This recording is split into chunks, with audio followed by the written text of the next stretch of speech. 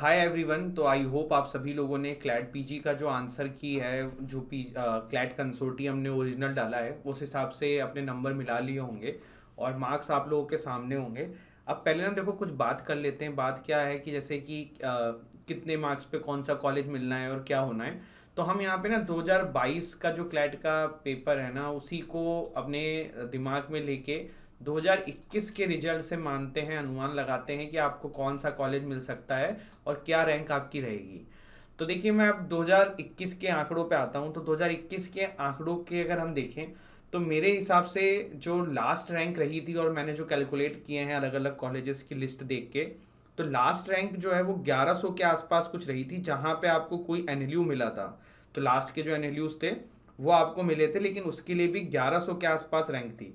अब मेरे पास देखिए लास्ट ईयर की लिस्ट है, जिसमें ये भी पता चल जाएगा कि आपको कितने मार्क्स पे क्या रैंक थी। तो अगर मैं आपको एक मोटा मोटा बताऊं तो 75 मार्क्स के आसपास आपकी जो है 47 रैंक थी। और उसके बाद देखो पॉइंट पॉइंट नंबर से काफ़ी सारे रैंक चेंज हो जाते हैं। तो यहाँ पे फिर 68 के आसपास अगर आप स्कोर कर रहे हो तो आपकी 200 के आसपास रैंक थी। और वहीं अगर आप थोड़ा सा और पीछे आ जाओ, अगर वहीं आप 65 के आसपास स्कोर करते हो तो आप 310 पे आ जाओगे। और यहाँ पे देखिए पॉइंट, छोटे छोटे पॉइंट से ना कम से कम 15 15 20 20 25 25 रैंक आगे पीछे हो जाता है। तो ये देखने को मिला था। फिर अगर आप 58 मार्क्स आपके हैं तो आपकी जो रैंक है वो करीबन 600 के आसपास आ जा रही है। फिर यहीं पे अगर मैं बात करूं आपका, अगर मैं लास्ट ईयर के अनुसार से बता रहा हूं तो उसी हिसाब से हम अनुमान लगाएंगे ना इस बार का भी। 54 मार्क्स पे लास्ट ईयर जो है वो 1085 के आसपास आपकी जो रैंक थी। एंड लास्ट रैंक मेरे हिसाब से जो रही है जिस पे एडमिशन हुआ होगा, तो 53 रैंक पे जो है वो आपकी 1200 के आसपास रैंक थी। अब पिछली इस बार के अनुमान एक लगा के चलें तो ये भी कहा जा सकता है कि इस बार का पेपर लिटिल बिट टफ तो नहीं बोलूंगा, लेकिन अभी तक मेरी जितनों से बात हुई है ना, कोई बहुत ज़्यादा एक्सेप्शनली स्कोरिंग नहीं है। तो कितना भी अगर थोड़ा बहुत कम भी हो जाएगा तो ये मान के चलो कि 50 तक ही जाएगा। 49 50 इस तरीके से जो है लास्ट रैंक जाएंगे कोई भी कॉलेज के।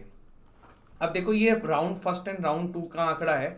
एनएलएसआईयू बैंगलोर का जो राउंड टू की क्लोजिंग थी ना वो 115 थी। ऐसे तो 5 राउंड होते हैं टोटल, लास्ट में 5 तक आप प्रोविजनल रैंक निकलता रहता है। पर पहले टॉप टू का हम देख लेते हैं। और फिर मैंने यहाँ पे कुछ कॉलेजेस के फिफ्थ प्रोविजनल लिस्ट के भी आंकड़े रखे हैं, जिससे कि आपको आइडिया लगेगा। ठीक है, 2021 के अनुसार है वो, तो उससे आपको आइडिया काफ़ी कुछ लगेगा।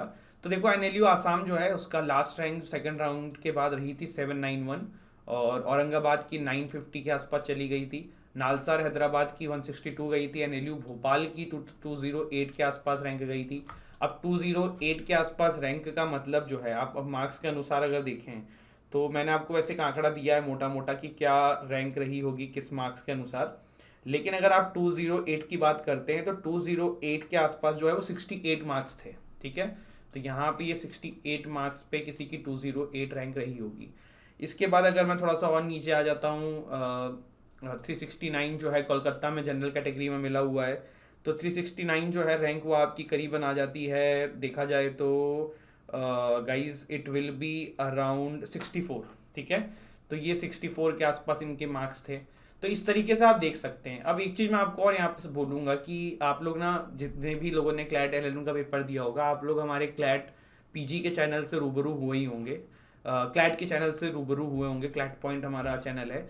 तो हमने क्लैट पीजी के लिए एक स्पेशल चैनल ये बनाया हुआ है, तो प्लीज़ इसको सब्सक्राइब जरूर कर लेना। ठीक है, इतना जरूर करके जाइएगा भाई, काफ़ी मेहनत लगी है इस लिस्ट को आपके सामने इकट्ठा करने में। अब मैं देखो पांचवी लिस्ट के बाद थोड़े से आंकड़े आपके रखता हूँ। पहले तो हम उनकी बात करते हैं जो बेचारे बॉर्डर पे हैं और जिनको ज़्यादा टेंशन है।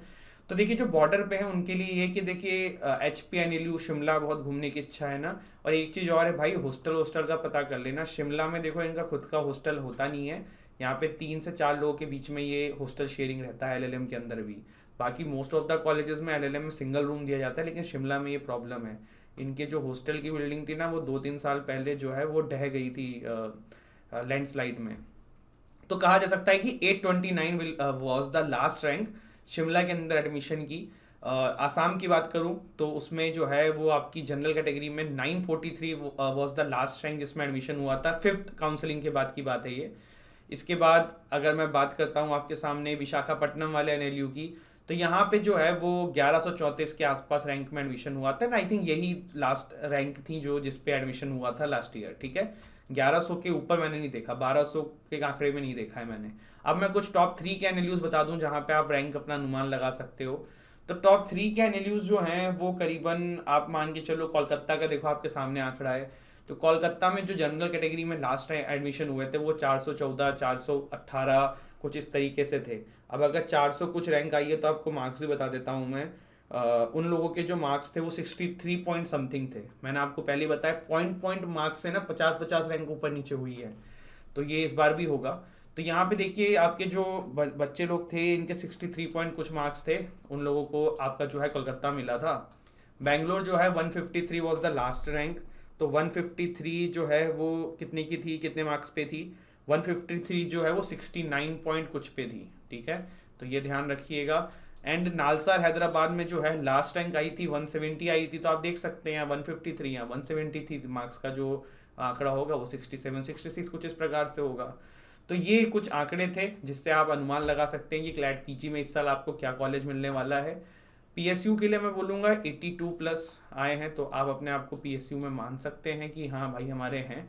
बाकी आप लोगों को और भी कुछ जानकारी लेनी हो अपने एडमिशन से रिगार्डिंग तो मानवेन2018 माई इंस्टाग्राम हैंडल, वहाँ पे आप मुझे फॉलो करके जुड़ जाइएगा एंड क्वेश्चन पूछ लीजिएगा। ठीक है, थैंक यू सो मच। जय हिंद, जय भारत।